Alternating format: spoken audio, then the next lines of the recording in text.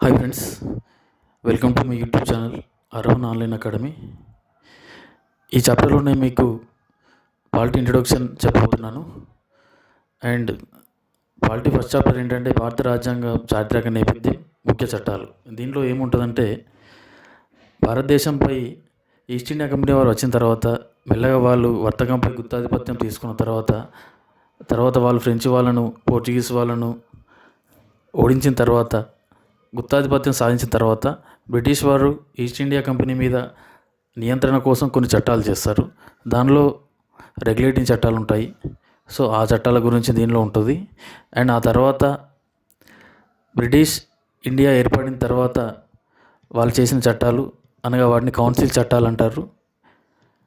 తర్వాత భారత రాజ్యాంగ పరిషత్ యొక్క ఏర్పాటు, దానికి దారితీసిన పరిస్థితులు, అండ్ మింటో మార్లే సంస్కరణలు, మాంటిక్ చెమ్స్ఫోర్డ్ సంస్కరణలు, సైమన్ కమిషన్, నెహ్రూ రిపోర్ట్ నివేదిక, రౌండ్ టేబుల్ సమావేశం, భారత ప్రభుత్వ చట్టం 1935, ఆ తర్వాత భారతదేశ స్వాతంత్రానికి దారితీసిన పరిస్థితులు, ఇవన్నీ వస్తాయి. సో ఈ చాప్టర్ చాలా ఇంపార్టెంట్. దీనిలో మనకు 2 నుంచి 3 బిట్స్ ఖచ్చితంగా వస్తాయి. ఈ చాప్టర్ మీద గ్రిప్ ఉంటే మిగతా చాప్టర్లు కూడా మనం ఈజీగా చదువుకోవచ్చు. సో ఫస్ట్గా మనం టాపిక్లోకి వెళ్తే, please subscribe to my YouTube channel friends. And so భారత రాజ్యాంగ చరిత్ర గురించి ముఖ్యంగా వస్తే, మొట్టమొదట రాజ్యాంగం, ప్రపంచంలోనే రాజ్యాంగం అనే భావనను శాస్త్రీయంగా డెవలప్ చేసింది అరిస్టాటిల్ జీవశాస్త్ర పితామహుడు కూడా. చాలా రంగాల్లో అరిస్టాటిల్ అతని పితామహుడు. ఇది చాలా ఇంపార్టెంట్, మనం చదువుకోవాలి. అండ్ రాజ్యాంగం అంటే ఏంటంటే ఒక దేశం యొక్క మౌలిక మరియు సర్వోన్నత శాసనం.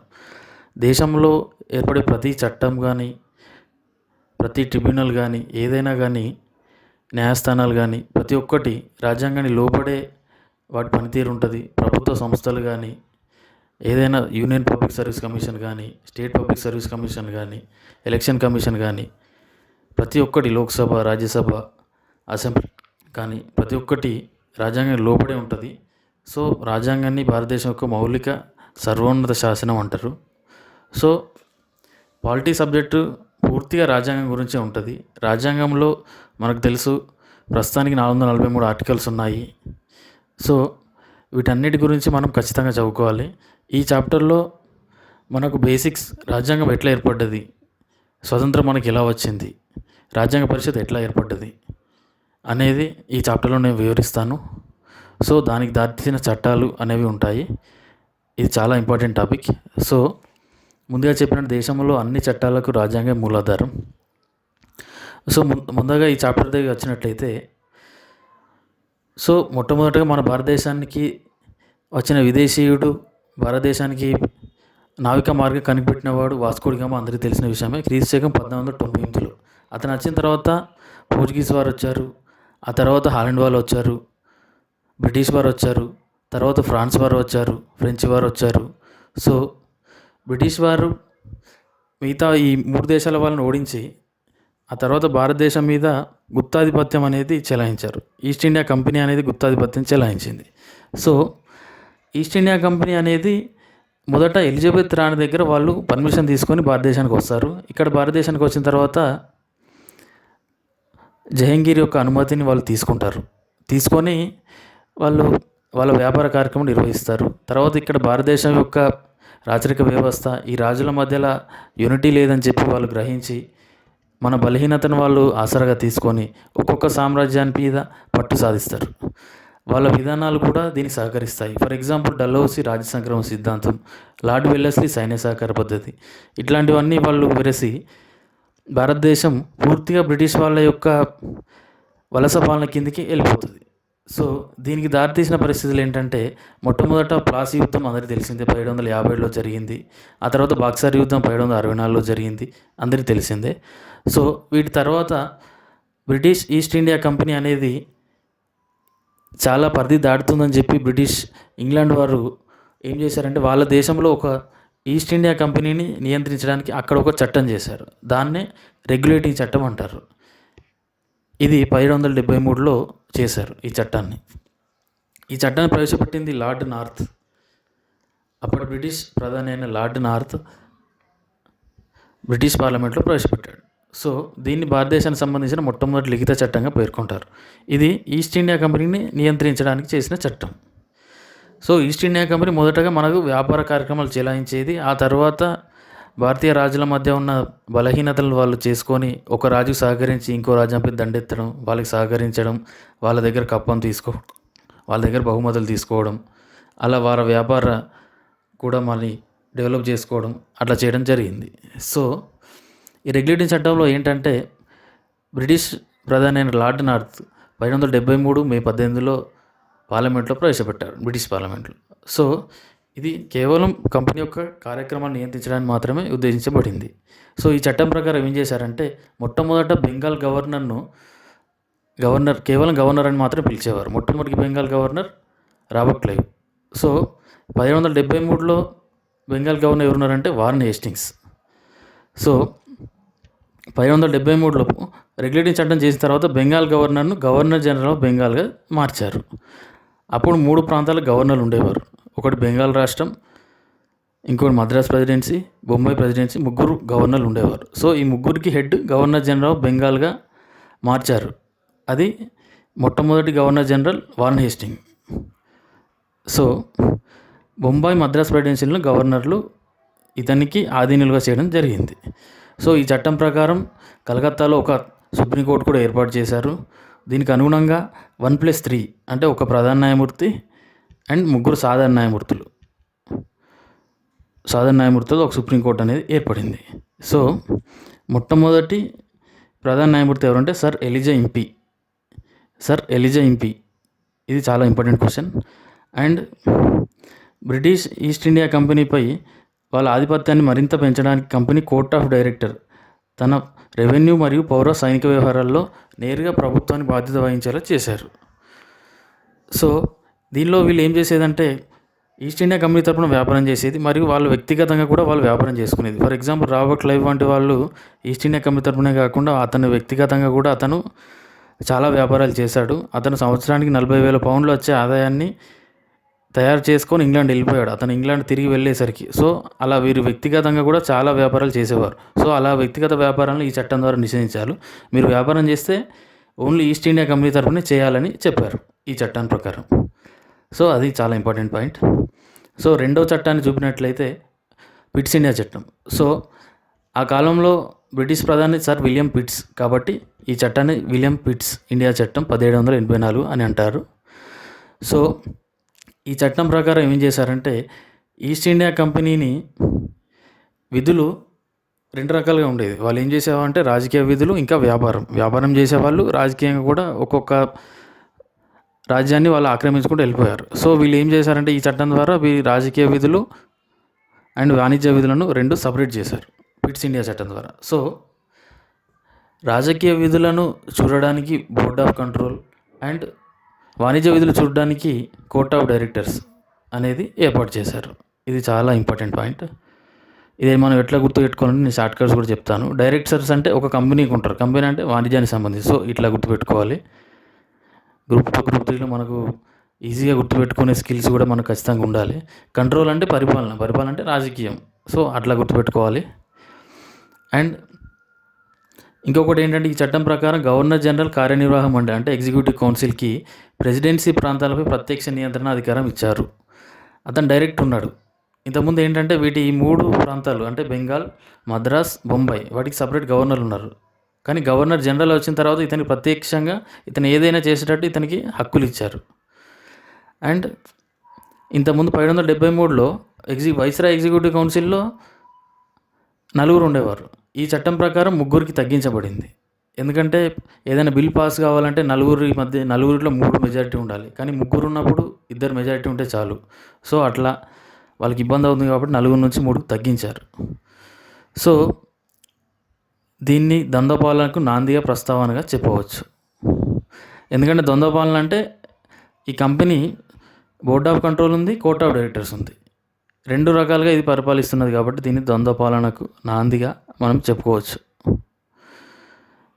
ఎట్ ద సేమ్ టైం ఈ చట్టం మీద విమర్శ ఏంటంటే మార్క్స్ ఏంగిల్స్ అనేవారు ఈ చట్టాన్ని భారతదేశంలో కొల్లగొట్టిన ధనాన్ని పంచుకోవడానికి మీకు వీలుగా మీరు చేశారు ఈ చట్టం అనగా భారతదేశంలో వాణిజ్యపరంగా చేసేయడానికి, సో రాజకీయ పరంగా విస్తరించడానికి ఏం డిస్టర్బెన్స్ ఉండొద్దు బ్రిటిష్ వాళ్ళకని చెప్పి వాళ్ళు వేరు చేశారు. Board of control, court of directors అని 2 కొత్త సంస్థలు ఏర్పాటు చేశారు. కాబట్టి వీళ్ళు కేవలం మీరు భారతదేశంలో కొల్లగొట్టిన ధనాన్ని పంచుకోవడానికి ఈ చట్టాలు చేశారని మార్క్ ఎంగిల్స్ వారు విమర్శించారు. సో 3వ చట్టం 1793. ఈ చట్టం కంపెనీ యొక్క వ్యాపార గుత్తాధిపత్యాన్ని మరో 20 సంవత్సరాలు పొడిగించారు. అండ్ గవర్నర్ జనరల్ ఇతని యొక్క పరిధి మరింత పెంచారు. అండ్ బోర్డు కార్యదర్శి అంటే బోర్డ్ ఆఫ్ కంట్రోల్ కార్యదర్శి పార్లమెంట్లో కూర్చోవడానికి అనుమతించారు, అంటే బ్రిటిష్ పార్లమెంట్లో కూర్చోవడానికి అనుమతించారు.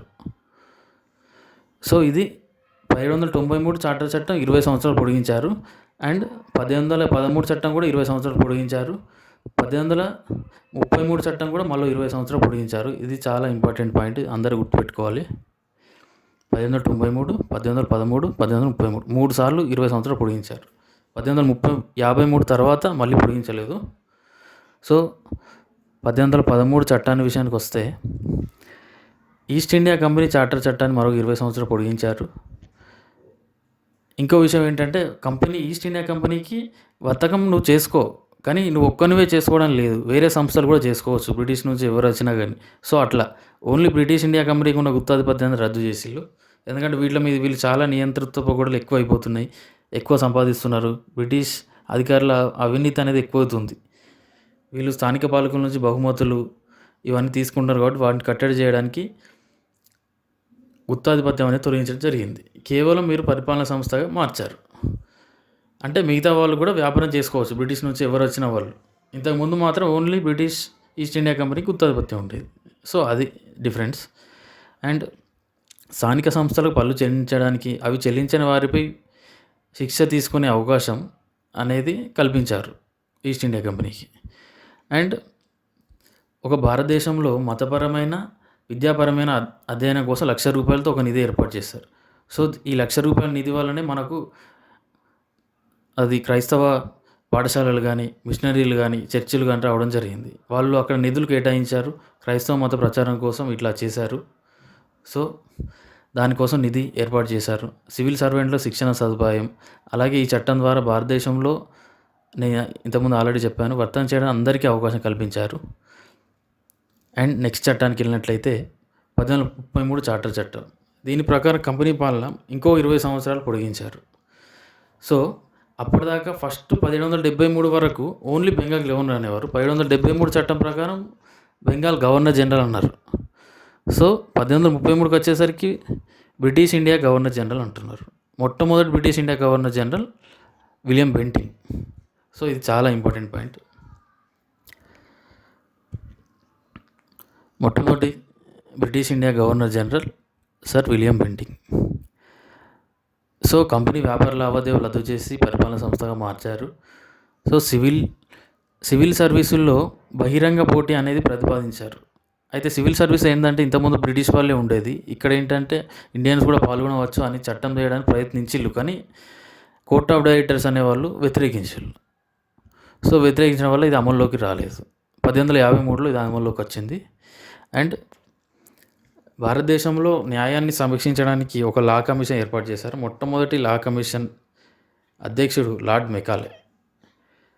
సో దీనిని కేంద్రీకృత పాలనకు తుదిమెట్టుగా అభివర్ణిస్తారు. సో ఈ చట్టం తర్వాత 1853 నుంచి మొత్తం వికేంద్రీకరణ ఉంటుంది. ఎందుకంటే కేంద్ర స్థాయిలో 1873లో కేంద్రీకృత పాలనకు అది తొలిమెట్టు, 1833 అనేది తుదిమెట్టు. ఇది చాలా గుర్తుంచుకోవాలి. ఎందుకంటే చట్టాలు అనేవి మొత్తం సవరించారు 1853లో, పరిపాలన వికేంద్రీకరణ చేశారు కాబట్టి 1833ను తుదిమెట్టు అంటారు. సో చార్టర్ చట్టం 1853. ఇక్కడ వీరు ఏం చేశారంటే మళ్ళీ 20 సంవత్సరాలు వాళ్ళు ఎక్స్టెండ్ చేయలేదు. సో ఇక్కడనే మనకు అర్థమైపోతుంది ఈస్ట్ ఇండియా కంపెనీ పాలనకు చరమగీతం పాడిపోతున్నారు. డైరెక్ట్ బ్రిటిష్ వాళ్ళే, బ్రిటిష్ ఎలిజబెత్ రాణి పరిపాలన, ఆమె పేరు మీద పరిపాలన వస్తుందని మనకి ఇక్కడే అర్థమైపోతుంది.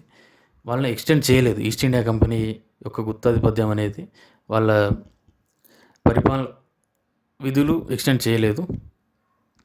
సో ఈ చట్టంలో ఏం చేశారంటే గవర్నర్ జనరల్ యొక్క సాధారణ మండలి అధికారాలను శాసన మరియు కార్యనిర్వహణ విధులుగా 2 సపరేట్గా చేశారు. సో శాసనాలు చట్టాలు రూపొందించడానికి సెంట్రల్ లెజిస్లేటివ్ కౌన్సిల్ను ఏర్పాటు చేశారు. సెంట్రల్ లెజిస్లేటివ్ కౌన్సిల్ అంటే సేమ్ లోక్సభ లాగా. సో ఇది సేమ్ బ్రిటిష్ పార్లమెంట్ లాగా తన విధి నిర్వహిస్తుంది కాబట్టి దీన్ని మినీ పార్లమెంట్ అనేవారు ఆ రోజుల్లో. అండ్ మొట్టమొదటిసారిగా స్థానిక ప్రాతినిధ్యాన్ని తీసుకున్నారు. వాళ్ళు ఎవరంటే 6 శాసనసభ్యులు, మొత్తం 4 మద్రాస్, బొంబాయి, బెంగాల్ మరియు ఆగ్రా ప్రాంతాల నుంచి తీసుకున్నారు. ఇది చాలా ఇంపార్టెంట్ పాయింట్. 1853లో మొట్టమొదటిసారిగా భారతదేశ స్థానిక ప్రతినిధులను శాసనసభ్యులను తీసుకున్నారు. వాళ్ళు ఎక్కడి నుంచి అంటే మద్రాస్, బెంగాల్, బొంబాయి మరియు ఆగ్రా ప్రాంతాల నుంచి. అండ్ సివిల్ సర్వీస్ నియామకాలు బహిరంగ పోటీ ద్వారా నియమించే పద్ధతి ప్రవేశపెట్టారు. దీనికోసం lord Macaulay committee. So lord Macaulay committee law commission ఇతనే. సివిల్ సర్వీసుల కోసం బహిరంగ పోటీ గురించి కూడా ఇతనే. ఇది చాలా ఇంపార్టెంట్ పాయింట్. ఇతను చాలా ఇంపార్టెంట్ పర్సన్, అందరు గుర్తుపెట్టుకోవాలి. సో లా కమిషన్ ఏం చేసిందంటే Indian penal code, criminal procedure code, civil procedure code, ఈ 3 ఉన్నాయి. ఇవి ఇప్పటికీ అమలవుతున్నాయి. ఇవి చాలా ఇంపార్టెంట్ చట్టాలు. ఇవి చాలా కట్టుదిట్టంగా చేయడం జరిగింది. వాటి గొప్పతనం అది. అప్పటి నుంచి ఇప్పటికీ కూడా ఇవి అమలవుతున్నాయంటే మనం తెలుసుకోవచ్చు లార్డ్ మెకాలే ఎంత గొప్పోడు అనేది. అందుకే అతని గురించి ఇప్పటికీ మనం చదువుకుంటున్నాం. మొట్టమొదటి లా కమిషన్ అధ్యక్షుడు అతను. సో ఆ తర్వాత 1858. సో 1857లో సిపాయి తిరుగుబాటు జరిగినది మనకు అందరికీ తెలిసిన విషయమే. సో 1853 చట్టం చేసిన తర్వాత మళ్ళీ తిరుగుబాటు అయిన తర్వాత మళ్ళీ ఒకసారి బ్రిటిష్ వారి పైన మన తిరుగుబాటు అనేది చాలా ఎక్కువైపోయింది. సో వాళ్ళు ఏం రియలైజ్ అవుతారంటే ఇక్కడ స్థానిక ప్రజాప్రతినిధులకు మనకు కొంచెం సపోర్ట్ ఇవ్వాలి, కాస్త మనం అధికార వికేంద్రీకరణ కూడా చేయాలి. ముఖ్యమైన అంశాలు మన పట్ల ఉన్నప్పటికీ మిగతా అంశాలను కొన్ని మెల్లమెల్లగా స్థానిక పాలకులు వదిలేయాలి, లేకపోతే మన కోఆపరేషన్ ఉండదు. సో బ్రిటిష్ సామ్రాజ్యం మనుగడ అసాధ్యం అని చెప్పి వాళ్ళు మెల్లమెల్ల కోఆపరేట్ చేయడం స్టార్ట్ చేశారు. సో దానికి అనుగుణంగా చట్టాల్లో సవరణలు అనేది తీసుకురావడం జరిగింది. సో వీళ్ళు ఏం చేశారంటే 1858 నవంబర్ 1న ఈస్ట్ ఇండియా కంపెనీ యొక్క పరిపాలనను పూర్తిగా రద్దు చేశారు. పూర్తిగా బ్రిటిష్ రాణి అయిన విక్టోరియా మహారాణి పేరు మీద పరిపాలన అనేది అప్పటి నుంచి ప్రారంభమైంది. సో 1873 నుంచి 1858 వరకు ఈస్ట్ ఇండియా పాలన కింద ఉండేది కాబట్టి ఆ కాలంలో చేసే చట్టాలను చార్టర్ చట్టం అంటారు. 1858 నుంచి బ్రిటిష్ రాజు లేదా రాణి నేరుగా అధికారం చేపట్టడం వల్ల వీటిని భారత ప్రభుత్వ చట్టాలు లేదా కౌన్సిల్ చట్టాలు అంటారు. దీనికి చాలా ఇంపార్టెంట్ పాయింట్ ఇది. దీని డిఫరెన్స్ మనం చూసుకోవాలి. అండ్ ఇంకోటి ఏంటంటే గవర్నర్ జనరల్ ఆఫ్ ఇండియా అంటే 1833లో విలియం బెంటింక్ మొట్టమొదటి British India governor general. So అతన్ని ఇప్పుడు ఆ పదవిని ఇప్పుడు వైస్రాయ్గా మార్చారు. బ్రిటిష్ ఇండియా గవర్నర్ జనరల్ను వైస్రాయ్గా మార్చారు. మొట్టమొదటి వైస్రాయ్ లార్డ్ కానింగ్. ఇది చాలా ఇంపార్టెంట్ పాయింట్, ఇది గుర్తుపెట్టుకోవాలి. ఇంకో విషయం ఏంటంటే భారతదేశంలో అత్యున్నత స్థానాన్ని కలిగిన వైస్రాయ్ రాజప్రతినిధిగా 5 సంవత్సరాల కాలానికి ఇతని పదవీ కాలం 5 సంవత్సరాలు. ఇతనికి సహాయకంగా వైస్రాయ్ ఎగ్జిక్యూటివ్ కౌన్సిల్ అనేది ఒకటి ఉండేది. అండ్ ఇంకో విషయం ఏంటంటే భారత రాజ్య కార్యదర్శి అనే ఒక కొత్త పదవిని సృష్టించారు. ఇతను వైస్రాయ్ అనే అతను భారత రాజ్య కార్యదర్శి కింద పనిచేయాలి. భారత రాజ్య కార్యదర్శి అంటే బ్రిటిష్ మంత్రివర్గంలో ఒక మంత్రి. అతను బ్రిటిష్ పార్లమెంటుకు బాధ్యత వహిస్తాడు. అతను భారతీయ వ్యవహారాలు చూసుకుంటాడు. అతను బ్రిటిష్ క్యాబినెట్లో ఒక మంత్రి అన్నమాట. సో మొట్టమొదటి భారత రాజ్య కార్యదర్శి పేరు చార్లెస్ వుడ్. ఇది చాలా important point, Charles would. And 1858 council చట్టం చేసిన తర్వాత మళ్ళీ 3 సంవత్సరాలకే 1861లో మళ్ళీ ఒక కౌన్సిల్ చట్టం చేశారు. సో దీని ప్రకారం ఏం చేశారంటే భారత స్థానిక ప్రజాప్రతినిధులకు వాళ్ళు రెస్పెక్ట్ ఇవ్వడం, విలువ ఇవ్వడం, అధికారాలు ఇవ్వడం అప్పుడు స్టార్ట్ చేశారు. పరిపాలన వికేంద్రీకరణ అనేది స్టార్ట్ చేశారు. సో 1873 చట్టం ద్వారా రద్దు చేయబడిన బెంగాల్, బాంబే ప్రెసిడెన్సీల యొక్క శాసన అధికారాలు మళ్ళీ పునరుద్ధరించారు. వాళ్ళనే పాలన చేసుకోవచ్చు. వైస్రాయ్ కింద ముఖ్య విషయాలు వైస్రాయ్ కింద వస్తుంది, కానీ వీళ్ళకి స్వయం పరిపాలన అనేది వీళ్ళకు కల్పించారు. సో వైస్రాయ్ ఎగ్జిక్యూటివ్ కౌన్సిల్లో కొంతమంది అనధికార సభ్యులు వైస్రాయ్ నామినేట్ చేశారు. వాళ్ళు నామినేట్ చేసిన వాళ్ళు 3 ఎవరంటే బెనారస్ మహారాజు, పాటియాలా మహారాజు, మహారాజా సర్ దినకర్ రావు. ఈ 3 చాలా ఇంపార్టెంట్. 1861లో వీళ్ళని నామినేట్ చేశారు. అండ్ కొత్త రాష్ట్రాలు ఏమి ఏర్పడ్డాయంటే Bengal, Punjab, north east frontier province అంటే ఈశాన్య సరిహద్దు ప్రావిన్స్లో నూతన లెజిస్లేటివ్ కౌన్సిల్ని ఏర్పాటు చేశారు ఈ 3 రాష్ట్రాల్లో. అండ్ కౌన్సిల్లో కార్యక్రమాలు సజావుగా నిర్వహించడానికి అవసరమైన సూత్రాలను, నియమాలను అంటే ఈ సభలో ఎట్లా జరగాలనేది ఇప్పుడు ప్రస్తుతం మన అసెంబ్లీలో కానీ పార్లమెంట్లో అయితే రాష్ట్రపతి అతని ఆదేశాల ప్రకారం సభ అనేది నిర్వహిస్తారు. రాష్ట్ర శాసనసభ, శాసనమండలిలో అయితే గవర్నర్ యొక్క అనుమతితో నిర్వహిస్తారు, సభ అనేది నిర్వహించడం జరుగుతుంది. సో ఇక్కడ కూడా వైస్రాయ్కి ఇవ్వడం జరిగింది. సో ఇట్లా కంపేర్ మనం చేసుకోవచ్చు. 1853లో లార్డ్ కానింగ్ పోర్ట్ఫోలియో అనే పద్ధతిని గుర్తించి కొనసాగించారు. పోర్ట్ఫోలియో అంటే మంత్రివర్గం, ఒక్కొక్కరికి ఒక్కో శాఖ కేటాయించడం అట్లాంటి అనేది. ఇంకో విషయం ఏంటంటే వైస్రాయ్ ఈ శాసన కౌన్సిల్ రాష్ట్రాల్లో శాసన కౌన్సిల్ మనం పెట్టినా కానీ వీళ్ళ సమ్మతి లేకుండానే డైరెక్ట్ వైస్రాయ్ కూడా ఆర్డినెన్స్ జారీ చేసే అధికారం అనేది వాళ్ళకి కల్పించారు. అంటే ఈ శాసన కౌన్సిల్ కేవలం నామమాత్రం అనేది వాళ్ళకి తెలిసిపోయింది. బ్రిటిష్ వారు ఏం చేశారంటే వీళ్ళ ఒక సపోర్ట్ కోసం స్థానిక రాజుల జస్ట్ వాళ్ళ కంటి తుడుపు చర్యగా మీరు రాష్ట్రాల్లో మీరు అసెంబ్లీ అనేది పెట్టుకోండి అని చెప్పి అలా ఇచ్చారు. కానీ దాన్ని సమ్మతి లేకుండానే ముఖ్యమైన విషయాల మీద వైస్రాయ్ ఆర్డినెన్స్ జారీ అధికారం బ్రిటిష్ వారు కల్పించారు. సో దీనివల్ల మనం ఏం తెలుస్తుందంటే వాళ్ళు కేవలం నామకే వస్తే అట్లా ఇచ్చారు, రాష్ట్రాల్లో లెజిస్లేటివ్ కౌన్సిల్ ఏర్పాటు చేశారు. ఇవి కేవలం చిన్న చిన్న అంశాల పైనే పనిచేస్తుంది, ముఖ్యమైన అంశాల మీద వైస్రాయ్కే కేవలం అధికారం ఉంటుందని ఈ చట్టం ద్వారా మనకు తెలుసుకోవచ్చు. సో 1892 చట్టం ప్రకారం ఇదేంటంటే 1861లో ఉన్న కౌన్సిల్ చట్టంలో లోపాలను సవరించడానికి ఈ చట్టం చేశారు. ముఖ్యంగా 1885లో భారత జాతీయ కాంగ్రెస్ ఏర్పడింది, అందరికీ తెలిసిన విషయమే. సో భారత జాతీయ కాంగ్రెస్ స్థాపకుడు ఏవో హ్యూమ్, అందరికీ తెలిసిన విషయమే, ఇది చాలా ఇంపార్టెంట్. సో మొట్టమొదటి అధ్యక్షుడు డబ్ల్యూసి బెనర్జీ, అందరికీ తెలిసిన విషయమే, భారత జాతీయ కాంగ్రెస్. సో 1885లో కాంగ్రెస్ ఏర్పడడం, చాలామంది జాతీయ నాయకులు అందరూ భారతదేశంలో భారతీయుల పట్ల ఒక జాతీయ భావాన్ని పెంపొందించడం కానీ, స్వతంత్ర స్ఫూర్తిని రగిలించడం కానీ, బ్రిటిష్ వారికి వ్యతిరేకంగా ప్రచారం చేయడం కానీ ఇలా చేస్తున్నారు. కాబట్టి వీళ్ళని నియంత్రించడానికి ఈ చట్టం అనేది చేయడం జరిగింది. సో వీళ్ళు ఏం చేశారంటే స్థానిక ప్రజాప్రతినిధులను లొంగదీసుకోవడానికి కేంద్ర శాసనసభలో అనధికార సభ్యులు 10 నుంచి 16కు నామినేట్ చేశారు. అండ్ రాష్ట్ర శాసనసభలో 8 నుంచి 20 మందికి మధ్యలో ఉండేటట్టు చూసుకున్నారు.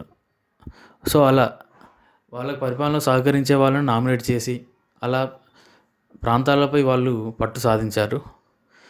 సో కేంద్ర శాసనసభకు ఎంపికైన భారతీయ ప్రముఖులు ఎవరంటే గోపాలకృష్ణ గోఖలే, అంటే గాంధీజీ గురువు గోపాలకృష్ణ గోఖలే, ఫిరోజ్ షా మెహతా, సురేంద్రనాథ్ బెనర్జీ, రాస్బిహారీ ఘోష్. అండ్ ఈ చట్టం ప్రకారం బడ్జెట్ పైన చర్చ చేయడం మొదలగు అవకాశాలు కూడా కల్పించారు. బడ్జెట్ పైన చర్చ చేయడం మొట్టమొదటిసారి అధికారం కల్పించారు. అండ్ నెక్స్ట్ చట్టానికి వెళ్ళినట్లయితే భారత కౌన్సిల్ చట్టం 1909 లేదా మింటో మార్లే సంస్కరణలు లేదా మార్టే మిర్లో సంస్కరణలు. సో ఇది చాలా ఇంపార్టెంట్. సో అప్పటి భారతదేశ వైస్రాయ్ లార్డ్ మింటో, భారత రాజ్య కార్యదర్శి అంటే బ్రిటిష్ క్యాబినెట్లో ఒక మంత్రి పేరు లార్డ్ మార్లే. సో మంత్రి పెద్ద కాబట్టి మార్లే మింటో సంస్కరణలు అని అంటారు. సో మింటో మార్లే అనడం కంటే మార్లే మింటో అనడమే సబబు, అందరికీ తెలిసిందే, ఎందుకంటే మార్లే అనే పదవి పెద్దది కాబట్టి. అలాగే మాంటైన్ చేమ్స్ఫోర్డ్ కూడా అది 1919లో వస్తుంది నెక్స్ట్ లేడు. సో ఈ చట్టం ప్రకారం ఏం చేశారంటే కేంద్ర రాష్ట్ర శాసన మండలిలో సభ్యుల సంఖ్యను పెంచారు. వైస్రాయ్ ఎగ్జిక్యూటివ్ కౌన్సిల్లోని శాసనసభ్యుల ప్రక్రియ కోసం 16 నుంచి 60కి పెంచారు. సో గవర్నర్ జనరల్ శాసన మండలిలో 4 సభ్యులు ఉంటారు, నామినేట్ అధికార సభ్యులు, నామినేట్ అనధికారిక సభ్యులు, హోదారీత్యా సభ్యులు, ఎన్నికైన సభ్యులు. సో దీనిలో వీళ్ళు ఏమయ్యేదంటే గవర్నర్ జనరల్ ఎగ్జిక్యూటివ్ కౌన్సిల్ ఏదైనా చట్టం చేయాలంటే దీనిలో ఇప్పుడు ప్రస్తుతం భారతీయులు కూడా ఉన్నారు కాబట్టి మనకు అనుకున్న చట్టాలు చేయొచ్చు. కానీ బ్రిటిష్ వాళ్ళు తెలివిగా ఏం చేసేదంటే నామినేటెడ్ అధికారిక సభ్యులు ఎక్కువ మంది ఉండేవాళ్ళు. సో వాళ్ళకు అనుగుణంగా వాళ్ళు చట్టాలు చేసుకునేవారు. ఏదైనా ఒక చట్టం మన భారతీయులు ప్రవేశపెట్టిన చట్టం పాస్ కావాలంటే చాలా కష్టమయ్యేది, ఎందుకంటే నామినేటెడ్ అధికారిక సభ్యులు బ్రిటిష్ వారు వాళ్ళకు సహాయం చేసే వాళ్ళనే నామినేట్ చేసేవారు. సో మనకి ఏదైనా చట్టం పాస్ కావాలంటే చాలా ఇబ్బంది అయ్యేది. వాళ్ళకి చట్టాలు అనుగుణంగానే వాళ్ళు చేశారు. సో ఈ చట్టం పనికిరాదని భారత నాయకులు చాలామంది విమర్శించారు. అండ్ ఈ చట్టం ప్రకారం మద్రాస్, బెంగాల్, యునైటెడ్ ప్రావిన్స్, బీహార్, ఒరిస్సా రాష్ట్రాల శాసనమండలిలో సభ్యత్వ సంఖ్య 50కి పెంచారు. పంజాబ్, అస్సాం, బర్మాలో 30కి పెంచారు. బర్మా అనేది అప్పుడు మన దేశంలో ఉండేది. బర్మా 1935 చట్టం ప్రకారం బర్మాను విడదీశారు భారతదేశం నుండి. ఇది చాలా ఇంపార్టెంట్ పాయింట్, ఇది గుర్తుంచుకోవాలి.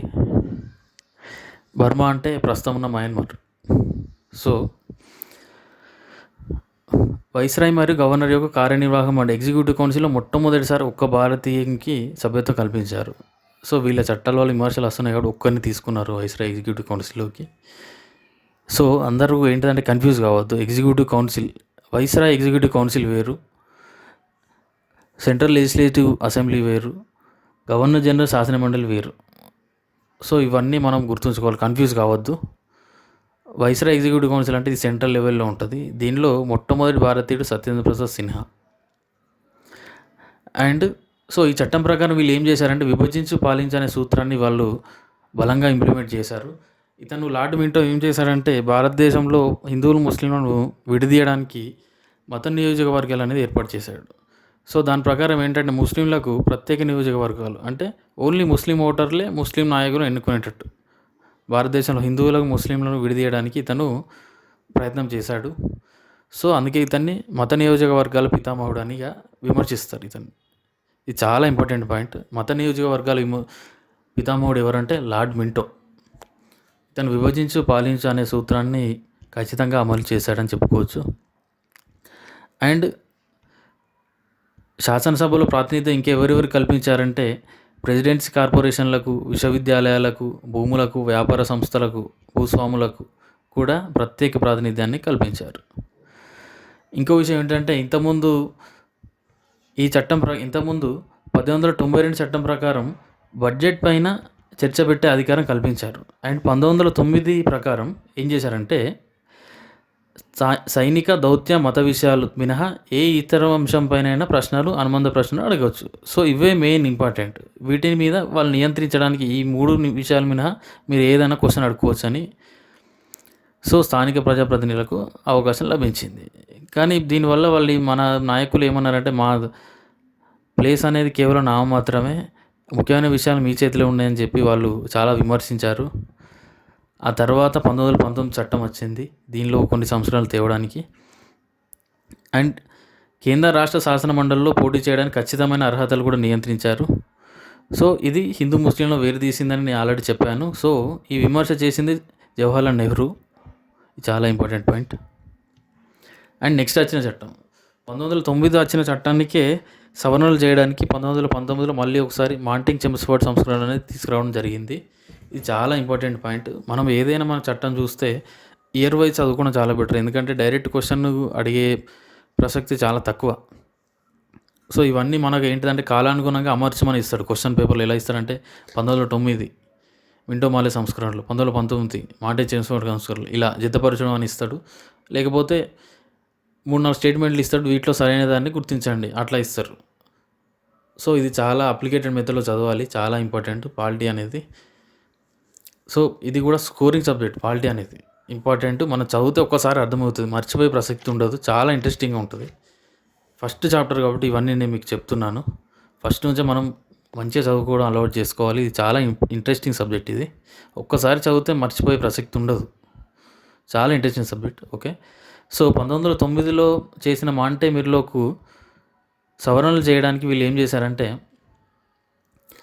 1917 ఆగస్టు 20వ తేదీన బ్రిటిష్ పార్లమెంట్ ఒక ప్రకటన విడుదల చేసింది.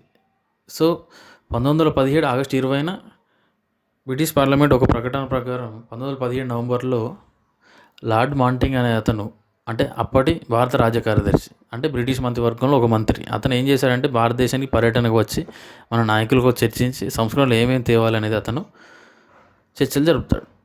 సో అందుకే దీన్ని మాంటింగ్ చెమ్స్ఫోర్డ్ సంస్కరణలు అంటారు. సో ఏంటంటే భారత రాజ్య కార్యదర్శి అంటే బ్రిటిష్ మంత్రివర్గంలో ఒకతను ఉన్నాడు కదా, అప్పటిదాకా అతనికి ఏం చేశారంటే భారత నిధి నుంచి వాళ్ళు అతని జీతం చెల్లించేవారు. సో దీని పట్ల మన జాతీయ నాయకులు వాళ్ళు ఖచ్చితంగా ఆబ్జెక్ట్ చేశారు కాబట్టి అప్పటి నుంచి బ్రిటిష్ నిధి నుంచి చెల్లించేవారు. అండ్ ఇంకో విషయం ఏంటంటే రాష్ట్ర స్థాయిలో ద్వంద్వ పాలన అంటే స్థానిక నాయకులు పరిపాలన స్వీకరిస్తారు. అట్లనే బ్రిటిష్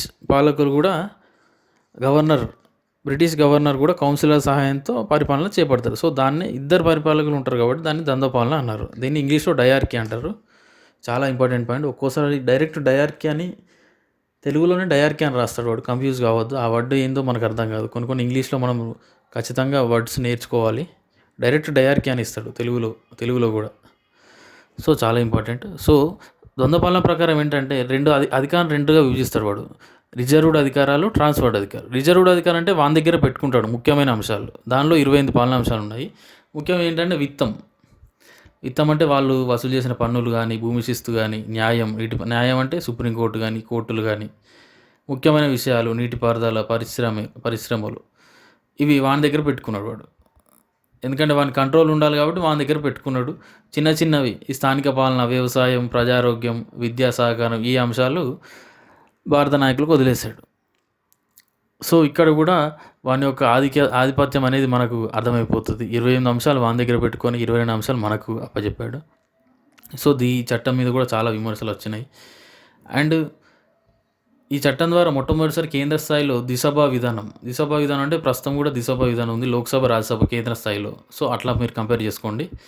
ఎగువ సభను రాష్ట్రాల మండలి అంటారు, కౌన్సిల్ ఆఫ్ స్టేట్స్ అంటే రాజ్యసభ అనుకోవచ్చు ప్రస్తుతం ఉన్న. దిగువ సభ అంటే లోక్సభ లేదా సెంట్రల్ లెజిస్లేటివ్ అసెంబ్లీ. అట్లా మనం కంపేర్ చేసుకోవాలి. అప్పుడు లేవు లోక్సభ, రాజ్యసభ, అప్పుడున్న వర్డ్స్ వేరు. సెంట్రల్ లెజిస్లేటివ్ అసెంబ్లీ, రాష్ట్రాల మండలి, అట్లా మనం వాటితో ఇప్పటిది కంపేర్ చేసుకోవచ్చు మనం. సో కౌన్సిల్ ఆఫ్ స్టేట్స్లో 60 మంది సభ్యులు ఉండేవారు. దీనిలో 34 మంది ఎన్నికైన వాళ్ళు, 26 మంది నామినేట్ అయిన వారు ఉండేవారు. వీటి పదవీ కాలం 5 సంవత్సరాలు. సో వీరి అధ్యక్షుడిని వైస్రాయ్ నియమించేవాడు. దిగువ సభ అయిన సెంట్రల్ లెజిస్లేటివ్ అసెంబ్లీలో ఎక్కువ మంది ఉండేవారు. 145 మందిలో 104 మంది రాష్ట్రాల నుంచి ఎన్నికయ్యేవారు. మిగతా 41 మంది వైస్రాయ్ ద్వారా నియమించబడేవారు. వీళ్ళ పదవీ కాలం 3 సంవత్సరాలు. సో ఇలా చట్టసభల్లో మెంబర్స్ అనేది చాలా గణనీయంగా పెరిగింది. ఎంతో కొంత మన పురోభివృద్ధి సాధించామని మనం చెప్పుకోవచ్చు.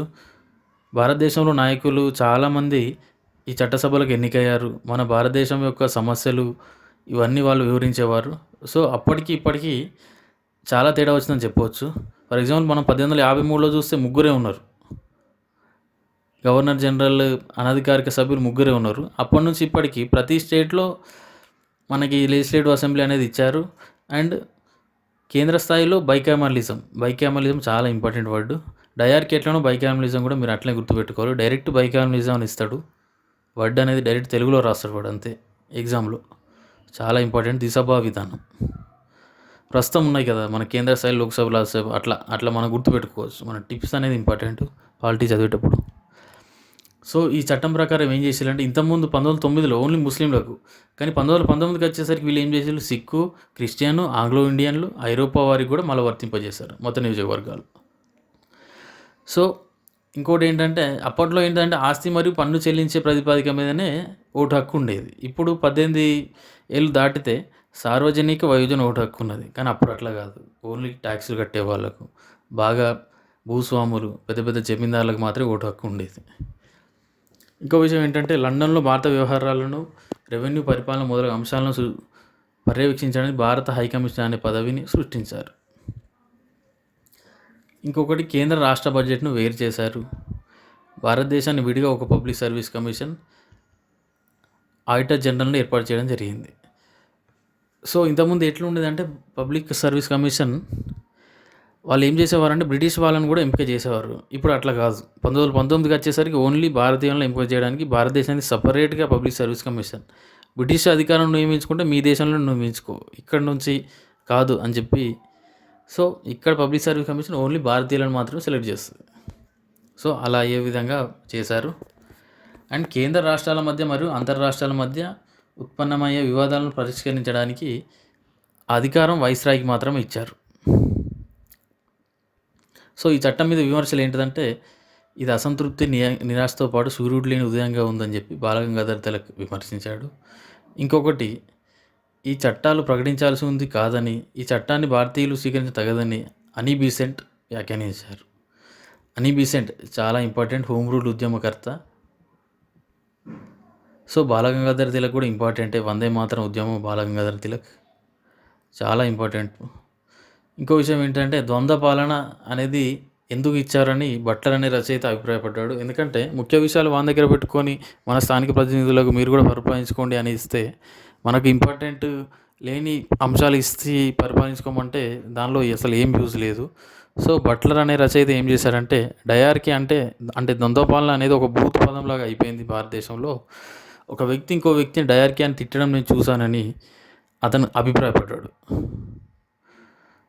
ఇది కూడా చాలా ఇంపార్టెంట్ పాయింట్. ఈ మాట ఎవరు అన్నారు అనేది విషయం వస్తుంది ఎప్పుడైనా మన చట్టాలు చూసుకున్నప్పుడు. ఇది చాలా ఇంపార్టెంట్ పాయింట్. ప్రముఖులు ఏ విధంగా వ్యాఖ్యానించారనేది కూడా చదువుకోవాలి మనం ఖచ్చితంగా. సో 1919లో మాంటింగ్ చెమ్స్ఫోర్డ్ సంస్కరణల మీద వచ్చిన విమర్శలను దాని మీద వాటిని మళ్ళీ సంస్కరించడానికి సైమన్ కమిషన్ ఏర్పాటు చేయడం జరిగింది. సో అప్పటి బ్రిటిష్ ప్రధాని బాల్డ్విన్. సో సైమన్ కమిషన్ అనేది 1930లో తన నివేదిక సమర్పించింది. సర్ జాన్ సైమన్ కమిషన్లో మొత్తం 7 సభ్యులు ఉండేవాళ్ళు. కానీ 7 సభ్యుల్లో భారతీయులను ఒక్కరిని కూడా నియమించలేదు. సో దీనివల్ల మళ్ళీ విమర్శలు అనేవి వ్యక్తమయ్యాయి. సైమన్ కమిషన్ ఎక్కడ ఏ ప్రాంతానికి వెళ్ళినా ఆ ప్రాంతంలో ఉద్యమాలు జరిగాయి. ధర్నాలు, రాస్తారోకోలు, అతన్ని అడ్డగించడం చాలా జరిగింది. మనకు తెలిసిన విషయమే. టంగుటూరు ప్రకాశం పంతులు సైమన్ కమిషన్ వ్యతిరేకంగా జరిగిన ఉద్యమంలోనే అతన్ని చొక్కా అనేది చింపుకొని కాల్చండి అని చెప్పడం జరిగింది. దాని ద్వారానే ఆయన చాలా ఫేమస్ అవ్వడం జరిగింది, అందరికీ తెలిసిన విషయమే. ఇది సైమన్ కమిషన్కి వ్యతిరేకంగా జరిగిన సంఘటననే.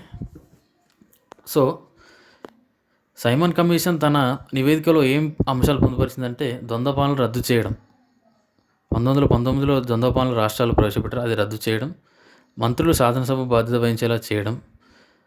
ఇంకొకటి, భారతీయులు పూర్తి స్వయం ప్రతిపత్తి లభించడం. అంటే రిజర్వ్, ట్రాన్స్ఫర్డ్ అంశాలు ఇంతకుముందు 2 ఇచ్చారు కదా, అవన్నీ తీసేసి పూర్తిగా భారతీయులకే పరిపాలన కట్టబెడతాం అని చెప్పి ఈ కమిషన్ ప్రవచించడం జరిగింది. సో రాష్ట్ర శాసన మండలిలో ఇంకా సభ్యత్వ సంఖ్యను పెంచడం. ఏకకేంద్ర వ్యవస్థ భారతదేశం సరిపడదు కనుక, ఎందుకంటే భిన్నత్వంలో ఏకత్వం, చాలా జియోగ్రఫికల్లో చాలా పెద్ద వ్యవస్థ కాబట్టి సమాఖ్య వ్యవస్థను అభివృద్ధి చేసుకోండి అని ఇతను సలహా ఇవ్వడం జరిగింది. కానీ మన భారతదేశం, ప్రస్తుతం ఉన్న భారతదేశం సమాఖ్య ఏకకేంద్ర రాజ్యం. ఏకకేంద్ర లక్షణాలు ఉన్నాయి, సమాఖ్య లక్షణాలు ఉన్నాయి. పూర్తి స్థాయి సమాఖ్య దేశం కాదు, ఇది చాలా గుర్తుపెట్టుకోవాలి. సమాఖ్య అనే పదం భారత రాజ్యాంగంలో లేదు. సమాఖ్య నమూనా అంటారు కానీ సమాఖ్య కాదు. సమాఖ్య అంటే for example United states of America, అన్ని స్టేట్స్ అన్నీ కలిపి ఉన్నాయి, అవి ఎప్పుడంటే అప్పుడు విడిపోవచ్చు. సో దాన్ని సమాఖ్య అంటారు.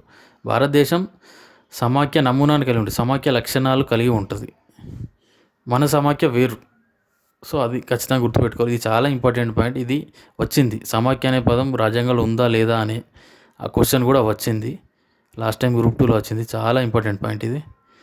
భారత రాజ్యాంగంలో ఫస్ట్ పాయింట్, అంబేద్కర్ ఏం రాశాడంటే భారతదేశాన్ని రాష్ట్రాల యూనియన్గా అని ఇచ్చాడు. రాష్ట్రాల యూనియన్, అది సమాఖ్య రాజ్యం అని చెప్పలేదు, ఎక్కడా లేదు. భారతదేశం సమాఖ్య రాజ్యం కాదు. సమాఖ్య లక్షణాలు ఉంటాయి. సమాఖ్య లక్షణాలు అంటే రాష్ట్రాల్లో ముఖ్యమంత్రి ఉంటాడు, గవర్నర్ ఉంటారు. సో అట్లా. ఏకేంద్ర వ్యవస్థ అంటే మళ్ళీ ప్రధానమంత్రి, రాష్ట్రపతి, ఒకే రకమైన న్యాయ వ్యవస్థ, సమీకృత న్యాయ వ్యవస్థ, అట్లా ఉండడం ఏకేంద్ర వ్యవస్థ. సో అన్ని లక్షణాలు మన దగ్గర ఉన్నాయి. సమాఖ్య ఏకేంద్ర అని అంటారు మన దేశాన్ని. సో సార్వజనీన వయోజన ఓటుకు ఒకటేసారి సాధ్యం కాదు, మెల్లమెల్లగా దాన్ని ఇంప్లిమెంట్ చేయాలని ఇతను ప్రవచించడం జరిగింది సైమన్ కమిషన్. ఇంకో విషయం ఏంటంటే, కమ్యూనల్ అవార్డు అనేది భారతదేశంలో వివిధ వర్గాలను విడదీస్తుంది, కానీ దీనికి ప్రత్యామ్నాయం లేదు. వాళ్ళు డెవలప్ కావాలంటే ఖచ్చితంగా ఉండాల్సిందే అని సైమన్ అభిప్రాయపడ్డాడు. సో దీన్ని కూడా అతను సపోర్ట్ ఇచ్చాడు.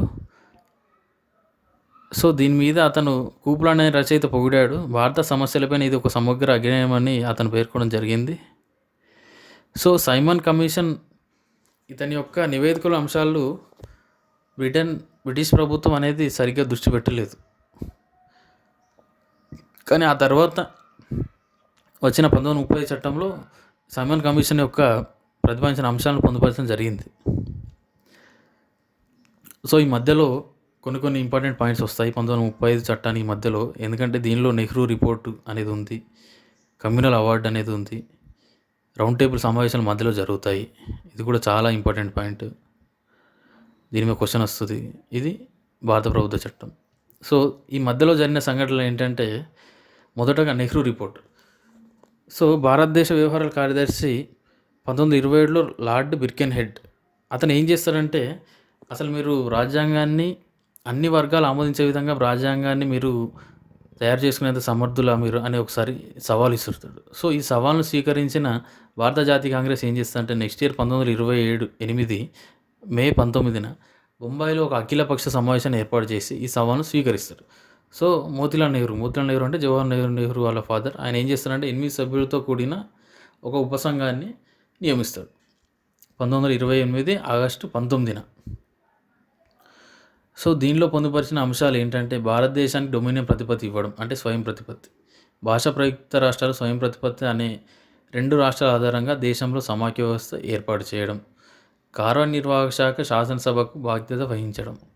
సో ఇక్కడ ఇంతకుముందు ఏమైందంటే, వైస్రాయ్ ఎగ్జిక్యూటివ్ కౌన్సిల్ శాసనసభకు బాధ్యత వహించేది కాదు. వాళ్ళు డైరెక్ట్ ఆర్డినెన్స్ కానీ శాసనాలు కానీ డైరెక్ట్ శాసనసభ అనుమతి లేకుండానే వాళ్ళు డైరెక్ట్ రూపొందించేటోళ్ళు. సో వీళ్ళు ఏం చేశారంటే, ఎగ్జిక్యూటివ్ కౌన్సిల్ అనేది శాసనసభకు బాధ్యత వహించేలా చేయాలని ఒక మార్పు తెచ్చారు, ప్రతిపాదించారు.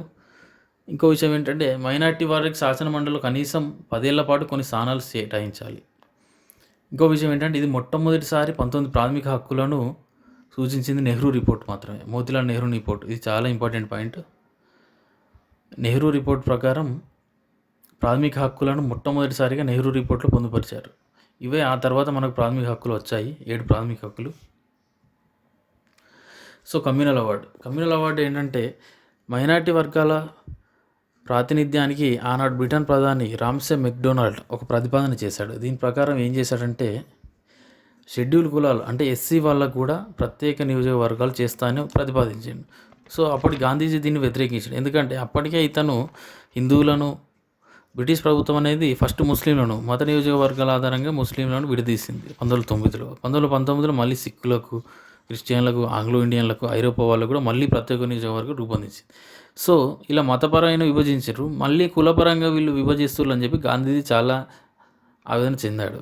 కానీ అంబేద్కర్కి వాళ్ళు ఎస్సీలు వెనుకబడి ఉన్నారు, ఇలా ఇస్తేనే వాళ్ళకి ప్రాతినిధ్యం, వాళ్ళు కూడా ప్రాతినిధ్యం పెరుగుతుంది, శాసనసభకు వాళ్ళు ఎన్నికవుతారు, వాళ్ళు కూడా డెవలప్ అవుతారని అంబేద్కర్ గాంధీజీకి నచ్చజెప్పాడు. సో ఈ విషయం మీద ఇద్దరికి కొంచెం భేదాభిప్రాయాలు ఉండేవి, కానీ ఇద్దరి వాదన కరెక్టే. ఎందుకంటే కమ్యూనల్ అవార్డు చేయబట్టి భారతదేశం ఇప్పుడు మతపరంగా విభజించి తర్వాత కులాల మీద పడ్డారు. వీళ్ళు కులపరంగా కూడా విభజించి పాలించనే సిద్ధాంతానికి వచ్చారు.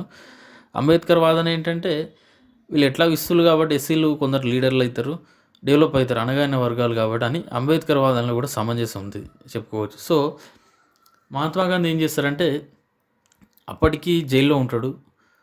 పూణేలోని ఎరవాడ జైల్లో 1932 సెప్టెంబర్ 20న ఆమరణ నిరాహార దీక్ష పూనుకుంటాడు, దీనికి వ్యతిరేకంగా ఇవి రావద్దని చెప్పి. కానీ రాజాజీ, అంబేద్కర్, మదన్మోహన్ మాలవీయ లాంటి నాయకులు ఏం చేస్తారంటే అతనికి నచ్చజెప్పి విరమించేస్తారు.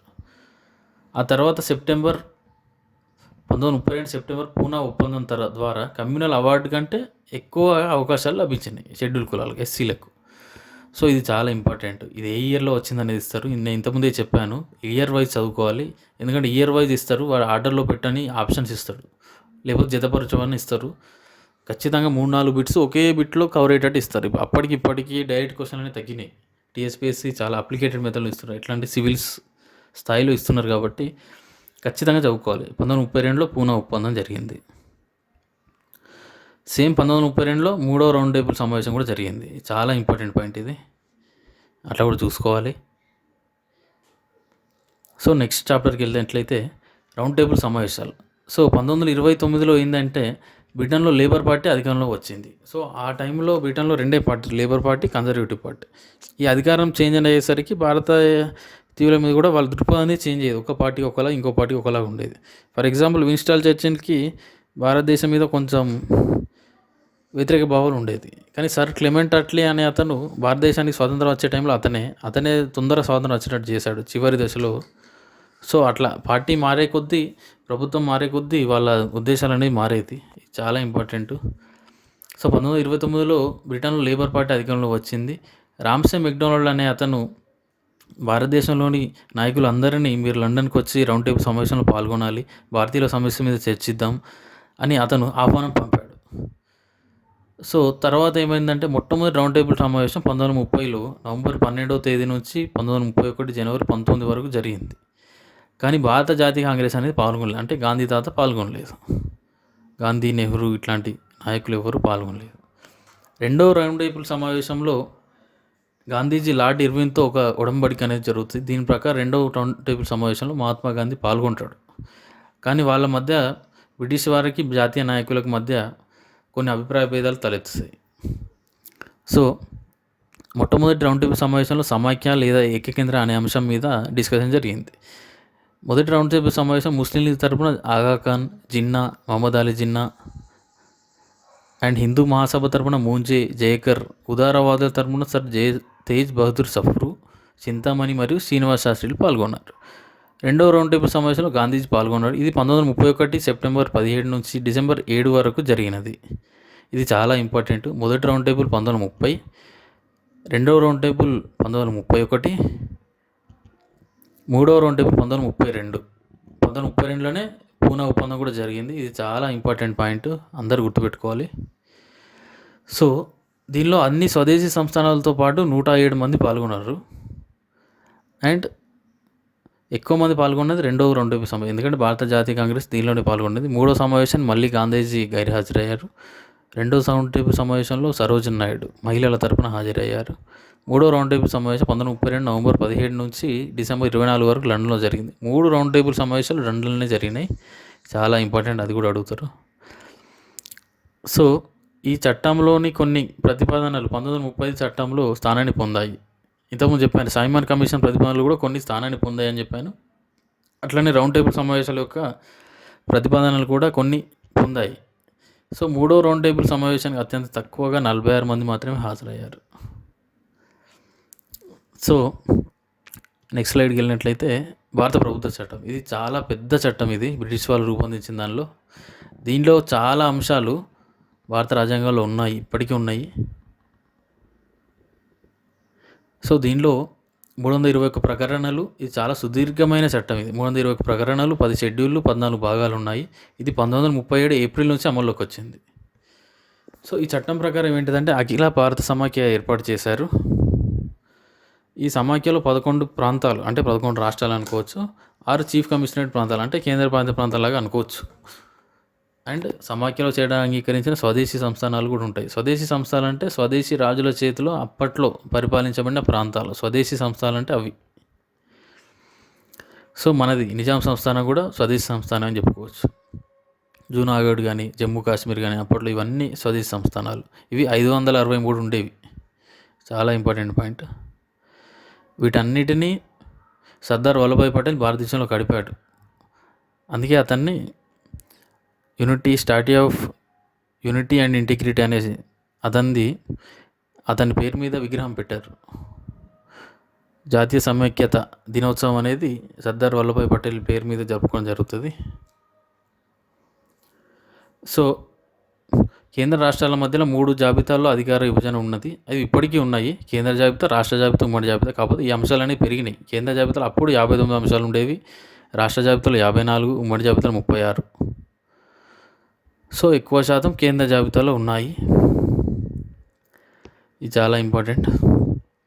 ఉమ్మడి జాబితా అనేది మన రాజ్యాంగంలో ఆస్ట్రేలియా నుంచి తీసుకోవడం జరిగింది. ఇది చాలా ఇంపార్టెంట్ పాయింట్, ఇది గుర్తుపెట్టుకోవాలి. ఇది వచ్చింది కాబట్టి చెప్తున్నాను. అండ్ అవశిష్టాల అధికారాలు వైస్రాయ్కి ఇచ్చారు. ప్రస్తుతం మన దేశంలో అవశిష్టాధికారాలు కేంద్రం వద్ద ఉన్నాయి, అది కూడా గుర్తుపెట్టుకో. అప్పుడు వైస్రాయ్ దగ్గర ఉన్నాయి.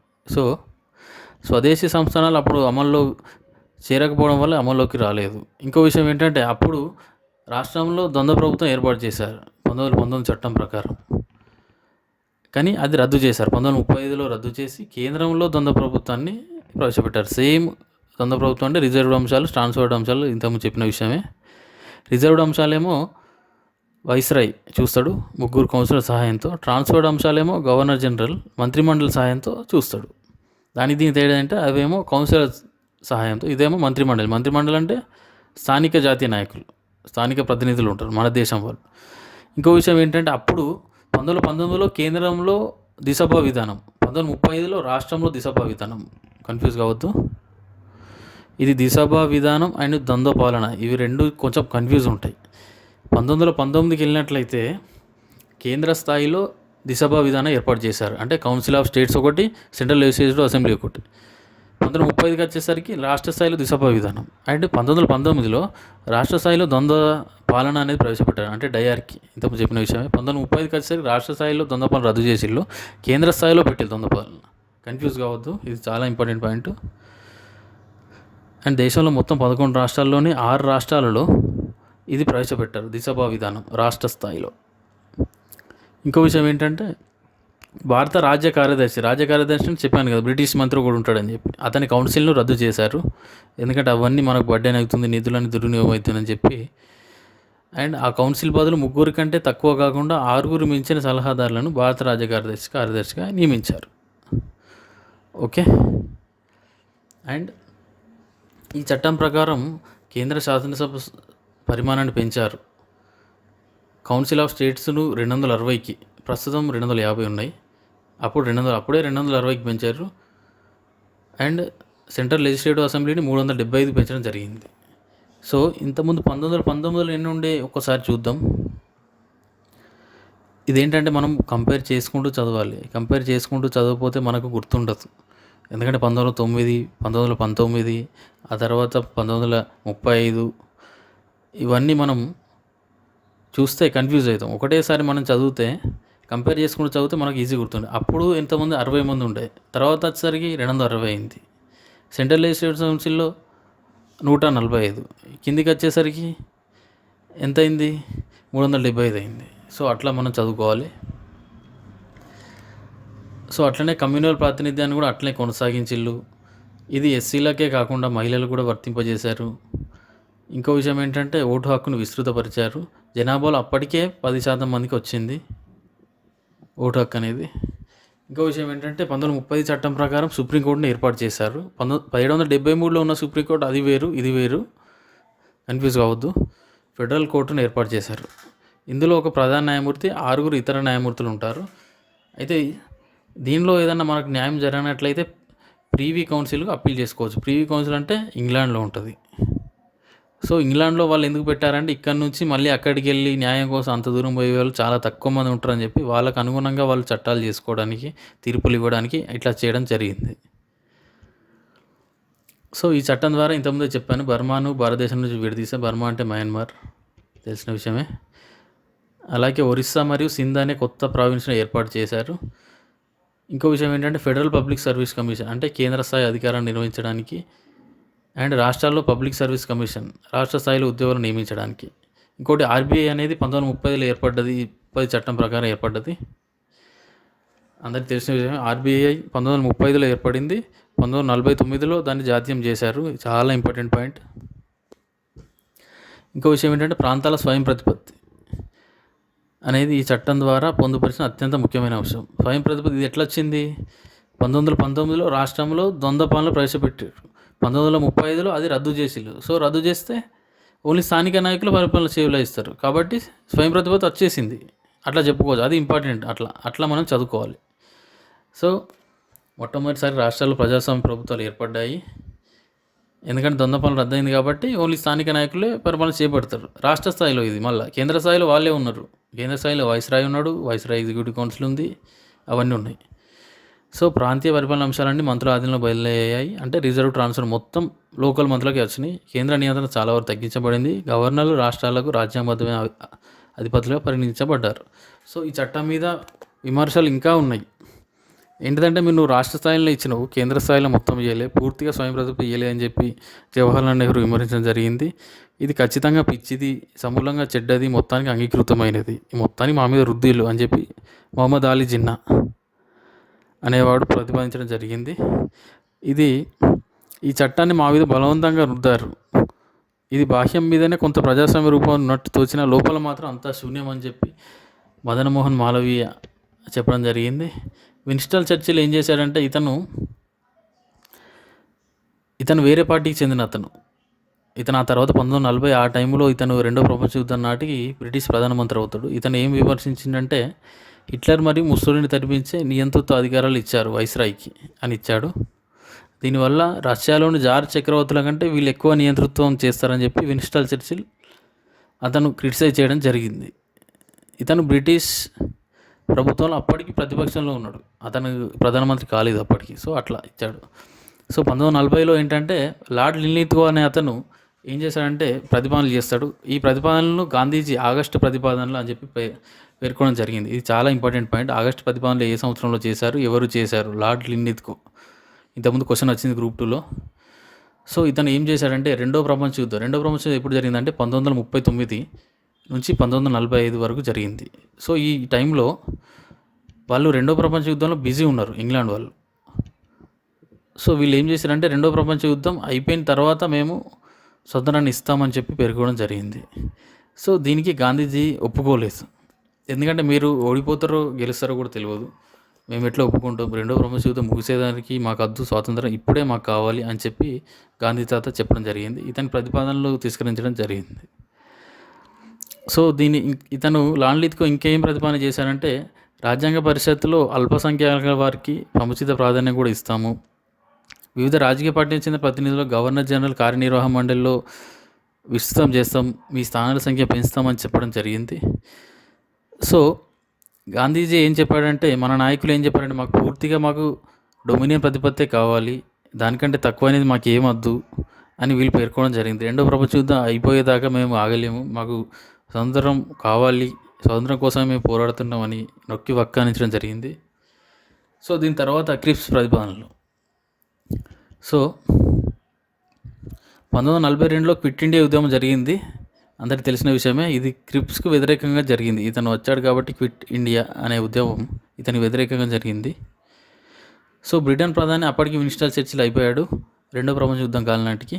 సో 1942లో మార్చి 11 ఇతను ఏం ప్రతిపాదన చేస్తాడంటే సర్ క్రాఫర్డ్ క్రిప్స్ అనే అతన్ని నేను భారతదేశానికి పంపిస్తున్నాను, ఇతను జాతీయ నాయకులతో చర్చిస్తాడు, భారతదేశానికి డొమినియన్ ప్రతిపత్తిని కల్పించే విషయమే చర్చిస్తాడు, అలాగే కొత్త రాజ్యాంగాన్ని నిర్మించుటకై రాజ్యాంగ పరిషత్ ఏర్పాటు చేస్తాము అండ్ భారతదేశానికి వీలైన త్వరలో మేము స్వయం ప్రతిపత్తి ఇస్తాము అని ఇతను చెప్పడం జరిగింది విన్స్టన్ చర్చిల్. అండ్ రాష్ట్ర ప్రభుత్వాలు మాత్రం ప్రస్తుతం ఉన్న రాజ్యాంగాన్ని వాళ్ళు వాడుకోవచ్చు, దాన్ని ఫాలో కావచ్చు అని ఇతను చెప్పడం జరిగింది. లేదా నూతన రాజ్యాంగాన్ని కూడా మీరు రూపొందించుకోవడం చేసుకోవచ్చు అని చెప్పడం జరిగింది. అండ్ కేంద్ర ప్రభుత్వం విషయం మాత్రం ఇతను ఏం చెప్పలేదు. రక్షణ, విదేశీ వ్యవహారాల విషయం మాత్రం గవర్నర్ జనరల్ చేతిలోనే ఉంటాయని చెప్పడం జరిగింది. అండ్ గవర్నర్ జనరల్ కార్యనిర్వహణ మండలిలో ఒక భారతీయునికి సభ్యత్వం ఇస్తామని చెప్పడం జరిగింది. సో ఇతను మహాత్మా గాంధీ ఏం చేశారంటే క్రిప్స్ ప్రతిపాదనలను వ్యతిరేకించాడు. ఎందుకంటే మీరు రెండో ప్రపంచ యుద్ధంలో మీరు గెలిచేది ఓడేది మాకు తెలియదు, రెండో ప్రపంచ యుద్ధం అయిపోయేదాకా ఎందుకు ఆగుతాం, ముందే మాకు స్వాతంత్రం ఇచ్చేయండి అని చెప్పి గాంధీజీ వాళ్ళను ప్రశ్నించడం జరిగింది. ఎందుకంటే అప్పటికి రెండో ప్రపంచ యుద్ధంలో ఇంగ్లాండ్ ఓటమి దిశగా వెళ్తుంది. ఎందుకంటే అమెరికా అప్పటికి అణుబాంబు వేయలేదు జపాన్ మీద. సో జపాన్ ఇంకా లొంగిపోలేదు. అప్పటికి జపాన్, జర్మనీ ఆధిపత్యం ప్రదర్శిస్తున్నాయి ఇంగ్లాండ్ మీద. సో మీరే గెలుస్తారో ఓడిపోతారో తెలియదు, మీరు రెండో ప్రపంచ యుద్ధం తర్వాత మాకు ఎలా స్వతంత్రం ఇస్తారని చెప్పి గాంధీజీ ప్రశ్నించడం జరిగింది. సో అందుకే మీరు దివాలా తీస్తున్న బ్యాంకు మీద ముందస్తు తేదీ ఇచ్చిన ఒక చెక్కు లాంటిదని మీ వ్యాఖ్యలు అని చెప్పి గాంధీజీ విమర్శించడం జరిగింది. ఇది క్రిప్స్ ప్రతిపాదనలు దివాలా తీస్తున్న బ్యాంక్ మీద ముందస్తు తేదీ వేసిన చెక్కుగా గాంధీజీ అభివర్ణించాడు. ఇది చాలా ఇంపార్టెంట్ పాయింట్. సో తర్వాత సిఆర్ ఫార్ములా, రాజగోపాలాచారి సూత్రం. ఇతను ఏమని చెప్పాడంటే సో అప్పటికి ఏం జరిగిందంటే పాకిస్తాన్ మహమ్మద్ అలీ జిన్నా అనే అతను మేము భారతదేశం ఏర్పడిన తర్వాత మేము మైనారిటీలుగా ఉంటాం, మాకు సొంత దేశం కావాలి అని అతడు పట్టుబడడం జరిగింది. ఇవన్నీ వాళ్ళకి ఎందుకు వచ్చాయంటే బ్రిటిష్ ప్రభుత్వం అనేది భారతదేశంలో హిందువుల మీద ముస్లింల మీద విద్వేషాలు రగిలించింది. అది మతపరంగా భారతీయులను విడదీసింది. విభజించు పాలించు అనే సూత్రానికి కట్టుబడి మనందరినీ విడదీసింది. కాబట్టి అప్పటికే ముస్లింలలో ఒక అభద్రతా భావాలు అనేది వెల్లువెత్తాయి. సో మొహమ్మద్ అలీ జిన్నా అనే అతను భారతదేశం పాకిస్తాన్ కలిసి ఉంటే ముస్లింలు మైనార్టీలుగా మిగిలిపోతారు, మాకు అవకాశాలు తక్కువ వస్తాయి, పరిపాలనలో కానీ ఇతర అధికారాల విషయాలు ఉద్యోగ విషయంలో కానీ మేము మైనార్టీగా పరిగణించబడతాము అని ఒక అభద్రతా భావానికి అతను లోనయ్యాడు. సో మాకు పాకిస్తాన్ కావాలి అని అతను పట్టుబట్టాడు. అతను 1907లోనే ముస్లిం లీగ్ను స్థాపించాడు, కాంగ్రెస్ నుంచి విడిపోయి. సో రాజాజీ సూత్రం 1944 ప్రకారం అతను ముస్లిం లీగ్ కోరికను ఆయన అంగీకరించిండు. సి రాజగోపాలాచారి. రాజగోపాలాచారి ఎవరంటే ఆయన స్వతంత్ర భారత చిట్ట చివరి గవర్నర్ జనరల్ లేదా వైస్రాయ్ అని చెప్పుకోవచ్చు. సో ఇతను పాకిస్తాన్ ఏర్పాటును ఇతను అంగీకరించాడు. ఇంకో విషయం, కాంగ్రెస్ కావాల్సినది స్వతంత్రమే, దానికోసం ముస్లింలను పొందడానికి ఎంత నష్టాన్నైనా మేము భరిస్తాము అని కాంగ్రెస్ పార్టీని ఒప్పించాడు. సో అలా కాంగ్రెస్ అనేది పాకిస్తాన్ విభజనకు అలా సపోర్ట్ ఇవ్వాల్సి వచ్చింది. సో తర్వాత నెక్స్ట్ వచ్చింది లార్డ్ వేవెల్ అనే అతను 1945లో భారతదేశ వైస్రాయ్గా ఉండేవాడు. ఇతను ఏం చేశాడంటే ఆనాటి ప్రధాని విస్టల్ చర్చిలతో చర్చించి కొన్ని ప్రతిపాదనలు తెచ్చాడు. భారతదేశంలో ప్రధాన మతాలకు సంబంధించిన వారి ప్రాతినిధ్యం పెంచడము. ఇంకొక విషయం ఏంటంటే బ్రిటిష్ వారి ప్రయోజనాలు కాపాడేందుకు ఒక హై కమిషనర్ను భారతదేశంలో నియమించడం. వైస్రాయ్ కార్యనిర్వాహక మండలిలో విదేశీ వ్యవహారాలను భారతదేశానికి అప్పగించడం. సో అప్పటిదాకా విదేశీ వ్యవహారాలు కానీ రక్షణ కానీ శాంతి భద్రతలు ఇవన్నీ బ్రిటిష్ వాళ్ళ చేతుల్లోనే ఉండేది. సో అప్పటి 1945లో భారతదేశ వైస్రాయ్ లార్డ్ వేవెల్ ఏం చేస్తారంటే విదేశీ వ్యవహారాలను భారతీయులకి అప్పగిస్తాం, అలా మెల్లమెల్లగా మనకి అధికారాలు సంక్రమించే విధంగా అతను చేశాడు. ఇంకో విషయం ఏంటంటే వైస్రాయ్ కార్యనిర్వాహక మండలిలో ముఖ్య సైన్యాధికారి పదవి కూడా భారతీయంతో నింపుతున్నాం, సైన్యం కూడా భారతదేశం అతనికి ఇచ్చేస్తామని చెప్పడం జరిగింది. వైస్రాయ్ కార్యనిర్వాహక వర్గం జాతీయ ప్రభుత్వంగా వ్యవహరిస్తుంది అని చెప్పడం జరిగింది. ఇందుకోసం వైస్రాయ్ 1946లో జూలైలో సిమ్లాలో ఒక సమావేశం నిర్వహించాడు. కానీ కాంగ్రెస్ ఏం చేసింది, భారతదేశం పాకిస్తాన్ కలిసే ఉండాలని పట్టుపట్టింది. వేవెల్ ప్రణాళికను అంగీకరించలేదు. ముస్లిం లీగ్ మాత్రం దేశ విభజనను సమర్థించింది. సో తర్వాత ఏమైందంటే లార్డ్ వేవెల్ వల్ల కాలేదు, భారతదేశ నాయకులను ఒప్పించే పని అనేది అతని వల్ల కాలేదు. కాబట్టి ఆ తర్వాత క్యాబినెట్ మిషన్. సో 1945లో రెండవ ప్రపంచ యుద్ధం ముగిసిన తర్వాత 1946లో సర్ క్లెమెంట్ అట్లీ అనే అతను భారతదేశ ప్రధాని అయ్యాడు. అతను బ్రిటన్ ప్రధాని అయ్యాడు. అతను భారతదేశానికి స్వతంత్రం గురించి కీలక ప్రకటన చేశాడు 1946లో. ఇతను ఏం చేశాడంటే బ్రిటన్ మంత్రులైన సర్ స్టాఫర్డ్ కిప్స్, ఏవి అలెగ్జాండర్, లార్డ్ పెతిక్ లారెన్స్ సభ్యులుగా గల మంత్రిత్రయ బృందం భారత పర్యటనకు పంపించి వీరు క్యాబినెట్ మిషన్ అంటే ఒక భారతదేశానికి రాజ్యాంగం రచించుకోవడానికి ఒక రాజ్యాంగ పరిషత్ ఏర్పాటు గురించి చర్చించడానికి వాళ్ళను పంపించాడు. ఎట్ ద సేమ్ టైం భారతదేశంలో ఒక తాత్కాలిక ప్రభుత్వాన్ని ఏర్పాటు చేసే విధంగా అతను చూశాడు. సో దీని ప్రకారం క్యాబినెట్ మిషన్ ప్రకారం ఏంటంటే బ్రిటిష్ పాలిత భారతదేశం స్వదేశీ సంస్థానాలు కలిసి ఇండియన్ యూనియన్ అనే రాజకీయ వ్యవస్థ ఏర్పడుతుంది. ఆ యూనియన్ విదేశీ వ్యవహారాలు, రక్షణ, కమ్యూనికేషన్ వంటి జాతీయ ప్రాముఖ్యత గల అంశాలను నిర్వహిస్తుంది. సో కేంద్ర ప్రభుత్వంలోని పాలనా అంశాలపై శాసనాధికారాలు రాష్ట్రాలు సంక్రమిస్తాయి. ప్రాంతీయ ప్రభుత్వాలకు శాసన నిర్మాణ శాఖలు ఏర్పాటవుతాయి. సో అట్లా రాష్ట్ర ప్రభుత్వాలకు శాసన నిర్మాణం అనేది చట్టాలు రూపొందించడానికి శాసనసభ అనేది ఏర్పడుతుంది. దానికి అనుగుణంగా పోర్ట్ఫోలియోలు కూడా ఉంటాయని ఈ చట్టంలో అతను చెప్పడం జరిగింది. సో పరిపాలన కోసం 14 మందితో ఒక తాత్కాలిక ప్రభుత్వం కూడా ఏర్పడుతుంది అని చెప్పడం జరిగింది. సో క్యాబినెట్ మిషన్ ఏం చెప్పిందంటే పాకిస్తాన్కు సపోర్ట్ ఇవ్వలేదు. పాకిస్తాన్ అనే మరో దేశం ఏర్పాటును వాళ్ళు అంగీకరించలేదు.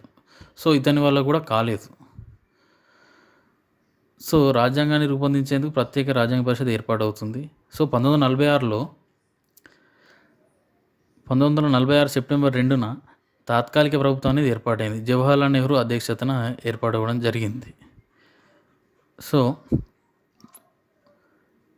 బ్రిటిష్ ప్రభుత్వం 1946 ఆగస్టు 24న ఆదేశించింది. ఆ తర్వాత ఫస్ట్ ఏం చేసిందంటే ముస్లింని పాకిస్తాన్ కావాలని పట్టుబట్టింది. కానీ క్యాబినెట్ మిషన్ అనేది పాకిస్తాన్ ఏర్పాటును సమర్థించలేదు. సో వీళ్ళు ఏం చేశారంటే తాత్కాలిక ప్రభుత్వంలో ఫస్ట్ చేరలేదు, కానీ ఆ తర్వాత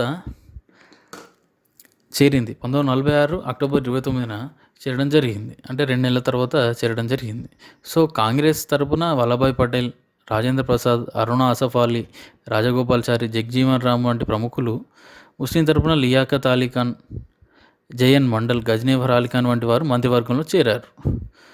సో అందరికీ తెలిసిన విషయమే. మొట్టమొదటి తాత్కాలిక ప్రధానమంత్రి జవహర్లాల్ నెహ్రూ తెలిసిన విషయమే. సో వీళ్ళందరూ ఏ శాఖను చేటాయించారనేది ఇంపార్టెంట్. ఇది నెక్స్ట్ చాప్టర్లో వస్తుంది. సో జగ్జీవన్ రామ్ అంటే కార్మిక శాఖ, రాజేంద్ర ప్రసాద్ వ్యవసాయ శాఖ అని చెప్పుకోవచ్చు. సో వల్లభాయ్ పటేల్ హోంశాఖ అని చెప్పుకోవచ్చు. సో ఇట్లా కేటాయించడం జరిగింది.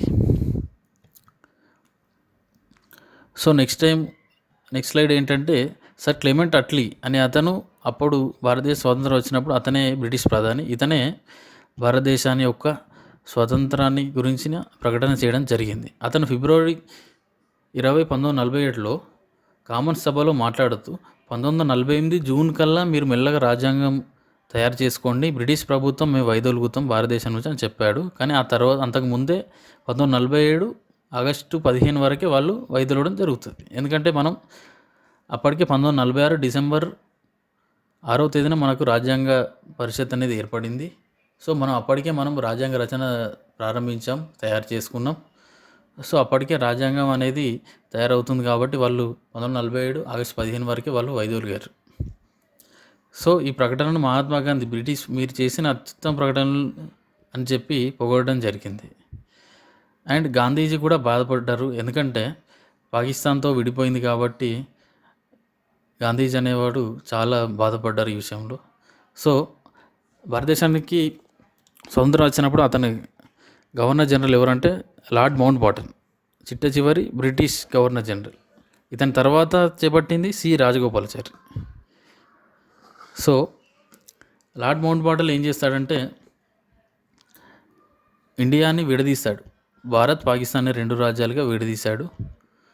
సో ఎందుకంటే ఈ వేవెల్ వల్ల కాలేదు, క్రిప్స్ మిషన్ వల్ల కూడా కాలేదు, కాబట్టి ఇతను భారతీయులకు ఆమోదయోగ్యంగా ఇంకా స్వాతంత్రం ఇచ్చేద్దామని చెప్పి పాకిస్తాన్ను విడదీసే ప్రయత్నం చేస్తాడు. సో 1947 జూన్కు బదులుగా 1947 ఆగస్టు 15వ తేదీనే 2 దేశాలుగా ఏర్పడ్డాయి. సో అస్సాం భారతదేశ అంతర్భాగంలో ఉండగా బెంగాల్, పంజాబ్లను మత ప్రాతిపదిక విభజించడం జరిగింది. ఇది ఇప్పటికీ మనకు తెలిసిన విషయమే. బెంగాల్ మన దగ్గర వెస్ట్ బెంగాల్ ఉంది, తూర్పు బెంగాల్ అని అంతకుముందు పాకిస్తాన్ ఉండేది. తర్వాత 1975లో బంగ్లాదేశ్ ఏర్పడింది, తెలిసిన విషయమే. ఇది తూర్పు పంజాబ్ అనేది ఇప్పుడు భారతదేశంలో ఉంది పంజాబ్. సో వెస్ట్ పంజాబ్ అనేది ప్రస్తుతం పాకిస్తాన్లో ఉంది, అది ముస్లిమ్స్ ఎక్కువ ఉన్న రాష్ట్రం అది. సో అది పాకిస్తాన్లో కలవడం జరిగింది. అయితే ముస్లింలు అధికంగా ఉండే సిలెట్ జిల్లాలో మాత్రం ప్రజాభిప్రాయ సేకరణ ద్వారా విడదీయడం జరుగుతుందని చెప్పి క్లెమెంట్ అట్లీ అని పేర్కొనడం జరిగింది. సో బెలూచిస్తాన్, వాయువ్య ప్రాంతాలు భారతదేశంలో కానీ పాకిస్తాన్లో కానీ చేరవచ్చు అని ప్రజాభిప్రాయ సేకరణ అతను చేశాడు. సో పంజాబ్, బెంగాల్ మరియు అస్సాం లాంటి రాష్ట్రాల్లో ఎందుకంటే ఇది ముస్లిం జనాభా ఎక్కువ ఉన్న ప్రాంతాలు కాబట్టి ఎక్కడ సరిహద్దు అనేది నిర్ణయించాలనే విషయంలో కమిటీ ఏర్పాటు చేయడం జరుగుతుందని చెప్పి లార్డ్ మౌంట్ బాటన్ చెప్పడం జరిగింది. అండ్ బ్రిటిష్ పరిపాలించిన దేశాలు అవన్నీ కామన్వెల్త్లోనే ఉండేది. సో అలాగే భారతదేశానికి కూడా మన నిర్ణయానికి మనకే వదిలేశారు బ్రిటిష్ వారు. కామన్వెల్త్లో చేరకపోవడం మీ ఇష్టం అని చెప్పి వాళ్ళు చెప్పడం జరిగింది. సో చివరిగా భారతదేశ స్వాతంత్ర చట్టం, ఇది బ్రిటిష్ పార్లమెంట్లో 1947 జూలై 4న ప్రవేశపెట్టడం జరిగింది. దీనిపైన జూలై 18 అంటే 14 రోజుల తర్వాత బ్రిటిష్ రాణి సంతకం చేసింది. ఇది 1947 ఆగస్టు 14 నుంచి అర్ధరాత్రి నుంచి అమల్లోకి వచ్చింది. సో అందరికీ తెలిసిన విషయం, 1947 ఆగస్టు 15 మనకు స్వాతంత్రం వచ్చింది. సో దీన్ని బట్టి ఏంటంటే ఇండియా, పాకిస్తాన్ 2 స్వతంత్ర దేశాలు ఏర్పడతాయి. వీటి వేరు రాజ్యాంగ పరిషత్తులు కూడా ఏర్పాటు చేయబడ్డాయి. స్వదేశీ సంస్థానాలపైన బ్రిటిష్ సార్వభౌమాధికారం రద్దవుతుంది. ఇది తెలిసిన విషయమే. ఇది ఆ తర్వాత వీళ్ళు ఇండియాలో కానీ పాకిస్తాన్లో కానీ చేరవచ్చు అనే నిబంధన కూడా వాళ్ళు చేర్చారు. అండ్ భారత రాజ్య వ్యవహారాల కార్యదర్శి పదవి కూడా రద్దవుతుంది. బ్రిటిష్ రాణిని అప్పటికి దాకా భారతీయ చక్రవర్తి అని అనేవారు. సో ఆ బిరుదు కూడా రద్దవుతుంది. ఇది చాలా ఇంపార్టెంట్ పాయింట్ ఈ చట్టం ప్రకారం. సో ఇలా మనకు స్వాతంత్రం లభించిన తర్వాత మనం రాజ్యాంగం అమల్లోకి తెచ్చుకోవడం జరిగింది. సో 1947 కంటే ముందే 1946లోనే మనం రాజ్యాంగ సభ అనేది ఏర్పాటైంది. సో క్యాబినెట్ మిషన్ సూచన ప్రకారం మనకు రాజ్యాంగ సభ అనేది ఏర్పాటు చేయడం జరిగింది. సో 1946 డిసెంబర్లో మనకు రాజ్యాంగ సభ ఏర్పాటు చేయడం జరిగింది. దీని ముసాయిదా చేయడం బిఆర్ అంబేద్కర్ తెలిసిన విషయమే. రాజ్యాంగ సభ అధ్యక్షుడు డాక్టర్ బాబు రాజేంద్ర ప్రసాద్ అందరికీ తెలిసిన విషయమే. అతను ఆ తర్వాత అలాగే ఆ రాజ్యాంగ సభని ఆ తర్వాత రాజ్యసభ అయిపోయింది. సో దాని అధ్యక్షుడైన బాబు రాజేంద్ర ప్రసాద్ ఆ తర్వాత మొట్టమొదటి రాష్ట్రపతి కావడం కూడా జరిగింది, అందరికీ తెలిసిన విషయమే. సో ఇది భారత రాజ్యాంగం చేయడానికి దారితీసిన పరిస్థితులు, అంటే మనకు స్వాతంత్రం దారి తీయడానికి చేసిన పరిస్థితులు. ఇది మనం పాలిటీ యాంగిల్లో చదవాలి. అదే మనం ఇండియన్ హిస్టరీ యాంగిల్లో చదివితే ఈ సబ్జెక్ట్ వేరే ఉంటుంది. సో మనం పాలిటీ యాంగిల్లో చదివితేనే బెటర్, ఎందుకంటే మన సబ్జెక్ట్ గ్రిప్ వచ్చేదాకా మనం ఇట్లా చదివితేనే బెటరు. ఎందుకంటే ఇది చట్టాల లాగానే చదివితే బెటర్. ఎందుకంటే ఒక చట్టం తర్వాత ఇంకో చట్టం. మనం ఎప్పుడు స్టార్ట్ చేసామంటే ఫస్ట్ రెగ్యులేటింగ్ చట్టం ఇక్కడ నుంచి స్టార్ట్ చేసాం. రెగ్యులేటింగ్ చట్టం నుంచి వచ్చి లాస్ట్కి 1947 భారత స్వాతంత్ర చట్టం దగ్గరికి కాక వచ్చాము. సో ఇలా చదివితేనే బెటర్. పాలిటీ అనేది ఇట్లనే చదవాలి. ఎందుకంటే మనం ఇండియన్ హిస్టరీకి వెళ్తే హిస్టరీలానే చదవాలి. రెండు మనం ఇంటర్రిలేటెడ్ ఉంటాయి, కానీ మనం గ్రిప్ వచ్చేదాకా మనం సపరేట్ చదవడం బెటర్. ఎందుకంటే దానిలో యుద్ధాల గురించి ఉంటుంది, జాతీయ నాయకులు ఉద్యమాల గురించి ఉంటుంది. దీనిలో ఏమో చట్టాల గురించి, చట్టం ఆస్పెక్ట్లో ఉంటుంది. ఏమేమి మార్పులు తెచ్చారు ఫస్ట్ నుంచి లాస్ట్ దాకా ఏమేమి ఉన్నాయి, ఎట్లా ఉండేది. ఫస్ట్ గవర్నర్ గవర్నర్ జనరల్, ఆ తర్వాత బ్రిటిష్ ఇండియా గవర్నర్ జనరల్, ఆ తర్వాత వైస్రాయ్, అలా మార్పులు చేర్పులు ఎట్లా వచ్చాయి అనేది, చార్టర్ చట్టాలు, తర్వాత కౌన్సిల్ చట్టాలు, అలా మనం చదవాలి. సో ఈ విధంగా రాజ్యాంగ పరిషత్ మనకు స్వతంత్రం రావడం జరిగింది. తర్వాత రాజ్యాంగ పరిషత్ మనం ఎట్లా రాజ్యాంగం మనం రచించుకున్నాం, రాజ్యాంగ సభలో ఎవరెవరు ఉన్నారు, రాజ్యాంగ పరిషత్ నిర్మాణం వివిధ వర్గాల్లో ఎవరెవరు ఉన్నారు, ప్రతి ఒక్కటి మన భారత రాజ్యాంగ ముఖ్య లక్షణాలు మనం నెక్స్ట్ చాప్టర్లో చేసుకుందాం. అంతవరకు దాకా please subscribe friends. My YouTube channel name is Arohana online academy. Please subscribe friends. Okay, next చాప్టర్లో మనం భారత రాజ్యాంగ పరిషత్ నిర్మాణం గురించి మనం చదువుకుందాం.